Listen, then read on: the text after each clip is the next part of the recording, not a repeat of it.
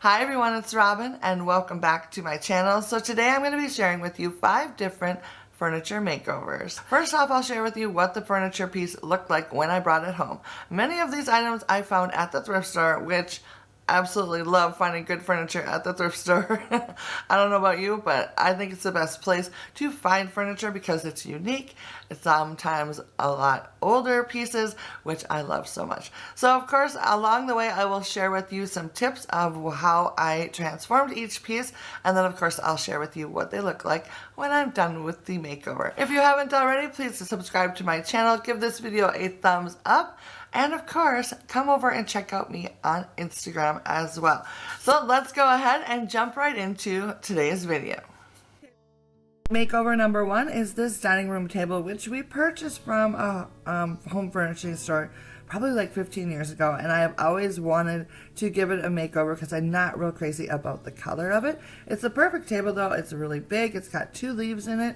So we can fit a lot of people around it, but my husband was always hesitant to let me do anything with it. Finally, he gave me the go-ahead, and so I went to town. I started off by taking my rotary sander and giving it a good sanding to begin with because I knew that the lacquer on this was super thick, and I thought it would help out with the second step, which was to take out a stripping gel. This is Citrus Strip stripping gel, and basically you just pour it on and spread it out with a paintbrush. Now this is the first time I'd ever used this product. It smells really good, so you don't have to worry about harsh fumes or anything like that. So I just went ahead and spread it all out over the whole table and let it sit for the recommended 15 to 20 minutes. And then I took my paint scraper to help me remove the lacquer.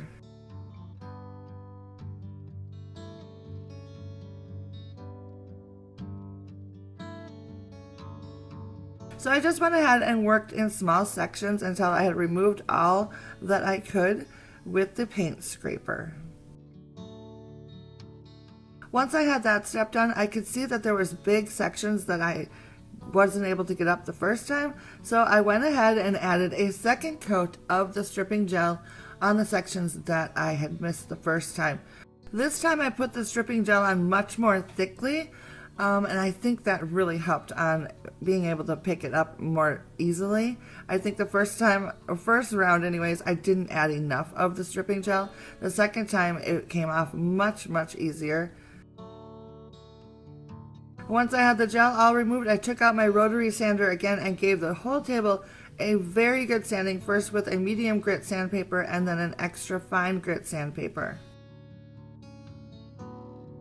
Then it was time to apply a stain. I used my Wind Wax stain in the color Red Oak, and I applied it with a paintbrush and then used a rag to wipe off the excess.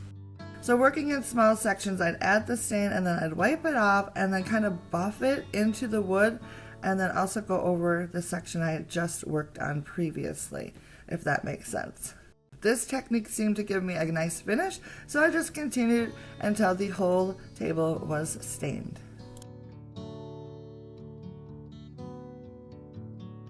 I'd let the stain sit for about 24 hours, and then to my aggravation, I could see parts where the old stain was still there, which I wasn't able to see before I stained the piece. So once again, I needed to do a little bit more sanding. So I started sanding with a medium grit sandpaper only on the sections that needed it, followed up by a fine grit sandpaper. Then I went over the whole thing again with my rotary sander, both with the medium grit sandpaper and the fine grit sandpaper. And then for good measure, I took out one of my sanding blocks and I went over the whole table, making sure that it was nice and smooth and that I wasn't going to have to do any more sanding. At least that's what I was hoping for and had my fingers crossed for. Then I went on to applying another coat of the stain, the same way I did before. While the stain was drying, I went ahead and started on the base of the table.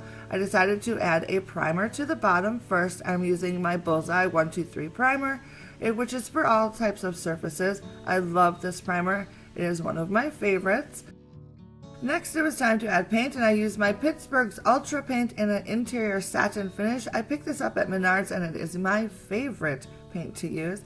I gave the table 2 coats of paint, and then of course allowing it to dry in between, and then I took a piece of sandpaper and ran it along the edges just to sort of distress and give the base a little bit more dimension. The paint color I used ended up being brighter than I wanted it to be, so I took some wax by Minwax. It's a paste finishing wax in a dark color on a rag, and I just applied it and buffed it into the paint. This helped tone down the white paint and helped intensify the distressing, which is a nice look. The final step in this makeover was to add a protective coat to the top of the table. I'm using Minwax water-based polyacrylic and a clear satin finish. I gave the tabletop 2 coats of this, making sure to sand in between coats as recommended. If you remember, this is what the table looked like before, and this is how it looks like now. I absolutely love how this table turned out, even though it was a lot of work and I made some mistakes along the way, but I also learned from them, so that is great. It now looks like the Cottage Farmhouse table that I have always wanted, and I couldn't be more happy with it.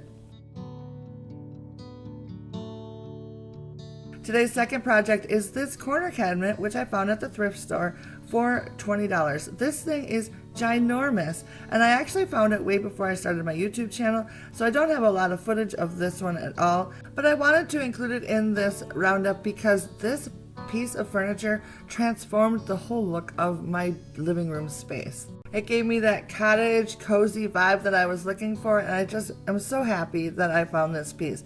So when I found the corner hutch at the thrift store, it did not look very pretty at all, but I loved the hardware, so I kept that the way it was, and I started off by giving the cabinet a coat of primer. I use Bullseye 123 primer. I'll have that listed below down in the description box. And then I chose a creamy white color and painted the whole thing inside and out.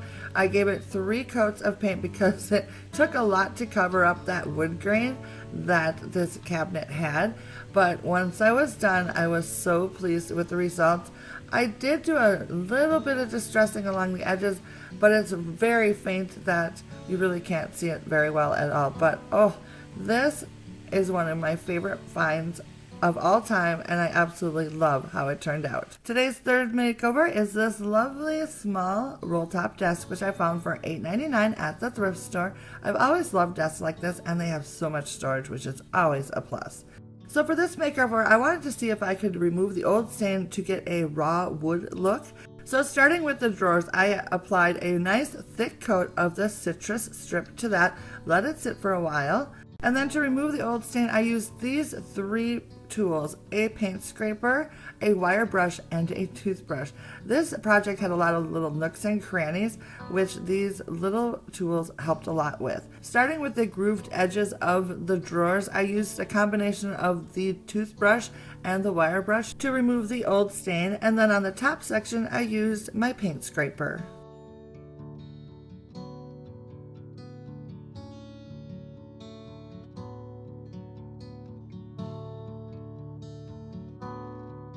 Once the drawers were complete, I moved on to the base of the desk itself. I worked in small sections at a time, mostly using my paint scraper and the wire brush. I did this over the course of a couple days, and it was kind of nice just to work on little sections at a time whenever I had a moment to work on it.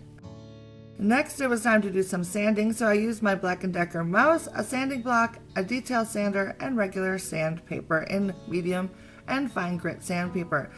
I once again started with the drawers and hand sanded the whole thing with a medium grit sandpaper, followed by a fine grit sandpaper. And at this point, I absolutely was loving the look of the wood, so I went ahead and continued this process with the base of the desk as well. I used my electric sander as much as possible and then hand sanded anything else that I couldn't reach with the electric sander, and this is what it looked like after I get done sanding. To finish off the project, I sealed everything with Minwax water-based polyacrylic in a satin finish. So here's what it looked like before, and now it is looking like this. Oh my goodness, I love this transformation so much. This raw wood look is really calling to me lately, and I love it so much.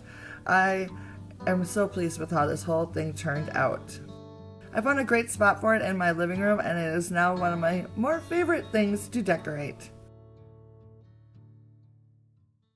Today's fourth makeover is this lovely side table which I found at the thrift store. I can't remember how much I paid for it, but I'm pretty sure it was around $20. So the first thing I did was remove the hardware. For this piece, I decided to paint the bottom section and then remove the stain on the top section.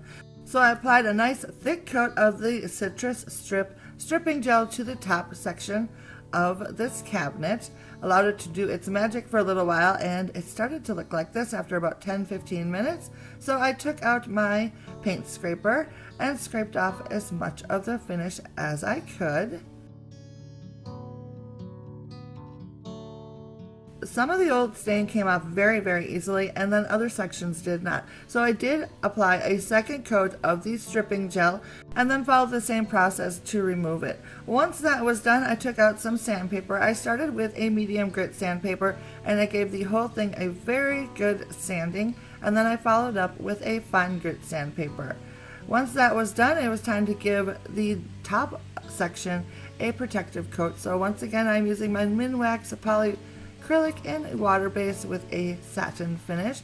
I ended up giving it 2 coats of the top coat. I allowed it to dry in between and gave it a little sanding. And then it was time to move on to the bottom section of the cabinet. This I just painted with some latex interior paint in a satin finish. I gave the bottom section 2 coats of paint, and then once it was dried very well, I went along with a piece of fine grit sandpaper and distressed the edges and the detail work, which really made the details of this cabinet stand out, which I absolutely love. I then went ahead and gave the bottom section a coat of the top coat as well, allowed that to dry, and then I went ahead and cleaned the hardware with some Barkeeper's Friend, which is amazing stuff if you've never tried it, and then I replaced the hardware. So here's the before and the after. I think it turned out absolutely beautiful. I love the painted bottom with the nice wood top. I just think it's such a beautiful combination. And the little pop of shiny vintage hardware is just so lovely. Today's fifth and final project is this lovely side table, or side cabinet I guess you would call it, that I found for $15 at the thrift store. I absolutely love the shape and all the details, and I love the hardware. I used my favorite paint that I pick up at Menards in the color Inverseness Gray. I gave the whole thing 2 coats of paint, which took a very long time, so there was a lot of detail work that I had to get the paint into. Once that was done, I used a little bit of sandpaper and ran that along the edges to bring out the detail work. Once that was done, I gave it a coat of Minwax polyacrylic in a satin finish to finish off the project. And this is the before picture and then the after.